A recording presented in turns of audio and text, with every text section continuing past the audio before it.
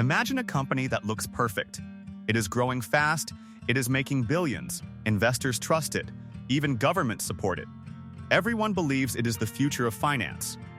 This company is Wirecard, and it was once listed in Germany's top stock index, the DAX. But what if everything you see is not real? What if the billions don't exist? How can a company fool banks, investors, and even regulators for years? Behind the clean image, there was a hidden truth, a story of trust, power, and one of Europe's biggest financial scandals. So how did this happen? And why didn't anyone stop it sooner? Welcome to Meltdown Diaries. If you want to uncover the truth behind stories like this, don't forget to like and subscribe. The rise of a financial star. Wirecard started in 1999 in Germany as a small payment company. In the beginning, it helped websites handle online payments. Many of its early clients were in areas like gambling and adult websites. Most banks did not want to work with these businesses, so Wirecard filled that gap. It was a smart move. In 2002, Markus Braun became CEO. After that, the company began to grow very fast. It expanded its services into online payment processing, risk management, and card services. As digital payments became more popular, Wirecard grew with them. By 2018, it was valued at around $24 billion and joined Germany's top stock index, the DAX. To many people, it looked like a big success story, a European tech company competing with the best in the world. Why everyone trusted it? Wirecard didn't just grow, it convinced everyone it was real. There were three big reasons people trusted the company. 1. It looked like the future. At that time, the world was clearly moving toward digital payments. People were using cards and online transfers more, and cash was slowly becoming less important.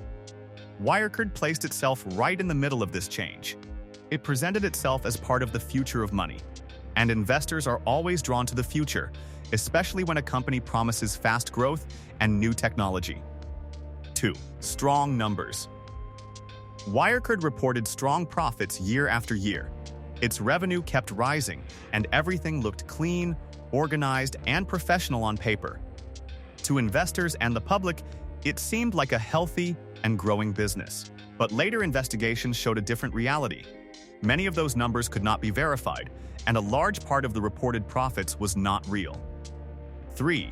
Trusted institutions supported it.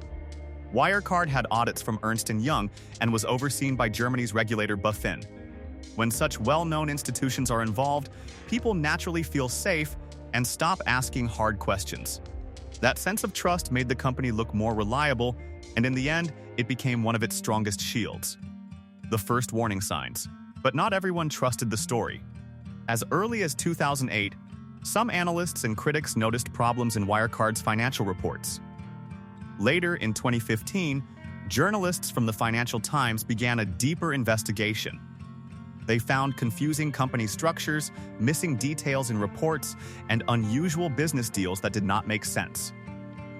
But instead of seriously investigating the company, authorities focused on the critics.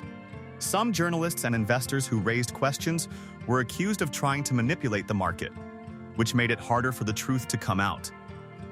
Silencing the truth, the Wirecard did not stay quiet when questions were raised.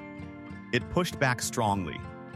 Journalists who investigated the company faced legal threats. Short sellers, people who bet the stock would fall, were accused of trying to manipulate the market. At the same time, Germany's regulator BaFin took action against some critics instead of fully questioning the company. This created a risky situation. The more questions people asked, the more pressure they faced. Over time, many chose to stay silent, and the doubts were pushed aside. The fake business model. To understand the fraud, we need to see how Wirecard actually worked. A big part of its business came from what it called third-party partners. These partners were supposed to handle payments in places where Wirecard did not operate directly. On the surface, this sounded normal. But here's where things became unclear. A large share of Wirecard's reported profits came from these third-party businesses. Many of them were hard to verify, based in distant countries, and had very limited documentation. This made it difficult for auditors and investors to confirm if the money was truly there. In simple words, there was no clear way to check the reality behind the numbers. And later investigations showed that, in many cases, the profits linked to these partners did not actually exist. The $1.9 billion lie. Everything came crashing down in June 2020 for Wirecard. The company made a shocking announcement. About $1.9 billion in cash that was shown on its balance sheet could not be found. Soon after, it became clear that this money likely never existed in the first place. Think about what that means. A company once listed among Europe's biggest financial firms was suddenly missing billions of euros. The reaction was immediate. The stock price collapsed within days, wiping out huge value for investors. Many people lost large amounts of money almost overnight. The company could not survive this shock and filed for insolvency shortly after. On June 25, 2020, Wirecard officially collapsed, marking one of the biggest corporate scandals in Europe's financial history and raising serious questions about trust, control, and oversight in the system. How did no one notice? This is the most important question. How did Wirecard fool so many people for so long? The answer is not simple or comfortable. It was not just one mistake. It was a system failure, where many checks and controls failed at the same time. Failure #1. Auditors didn't check properly. For years, Wirecard accounts were audited by Ernst & Young. Later investigations found serious issues. The auditors did not properly confirm if the company's cash really existed. In simple words, they relied on documents that later turned out to be fake.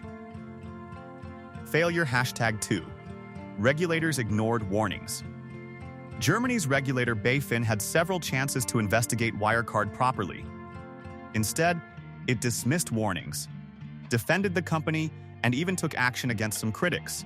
Later, officials admitted the situation was a major failure and a serious problem for financial oversight in Germany.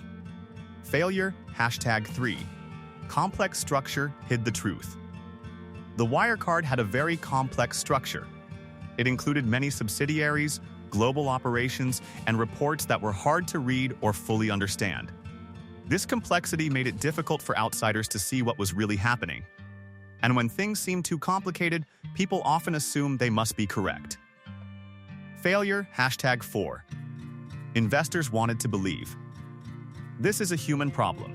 People wanted Wirecard to succeed because Europe was looking for a strong tech success story. So when doubts appeared, many of them were ignored or pushed aside. In the end, belief in the company became stronger than the warning signs. The man behind the curtain. At the center of everything was Markus Braun, the former CEO of Wirecard. He was seen as a calm, confident, and smart leader who built a successful tech company.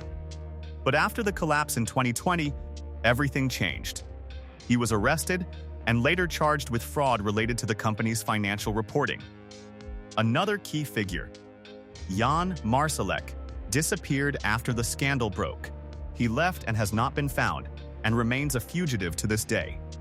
The fall of Wirecard shocked the entire financial world. The role of journalists.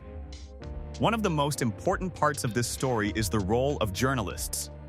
Reporters from the Financial Times kept investigating Wirecard for years. Even when they faced pressure, criticism, and legal threats, they did not stop.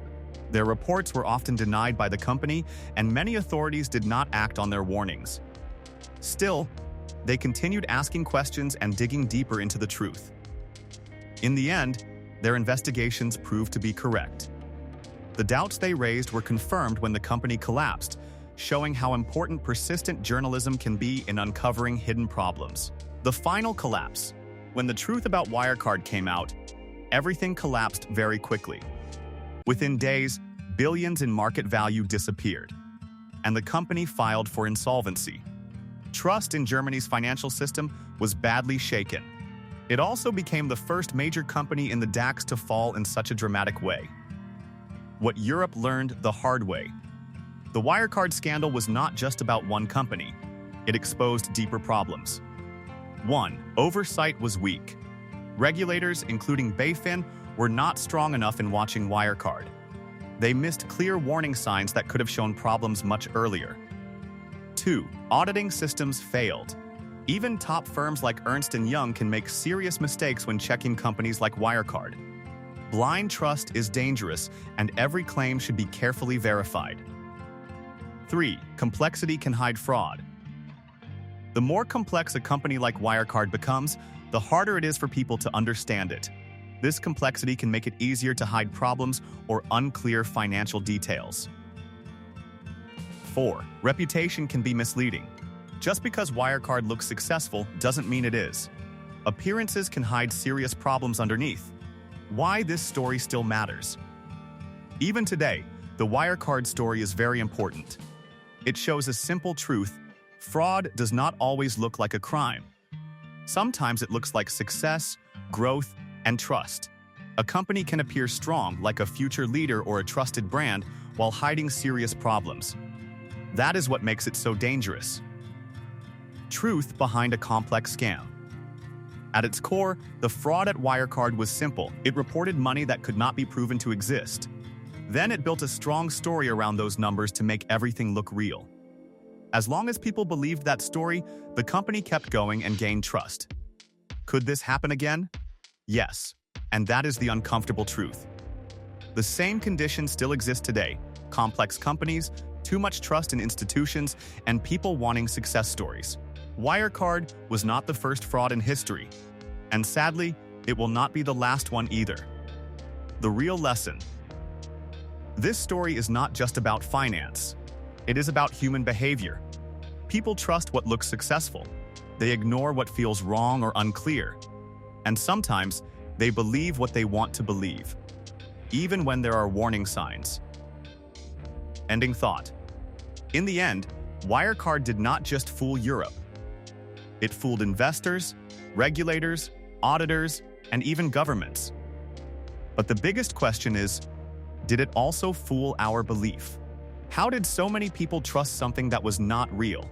And could this happen again? The truth is simple. The biggest lie was not just the missing money. The biggest lie was the feeling that everything was fine. So what do we learn from this? If you want more real stories like this, subscribe to Meltdown Diaries, and don't forget to like this video.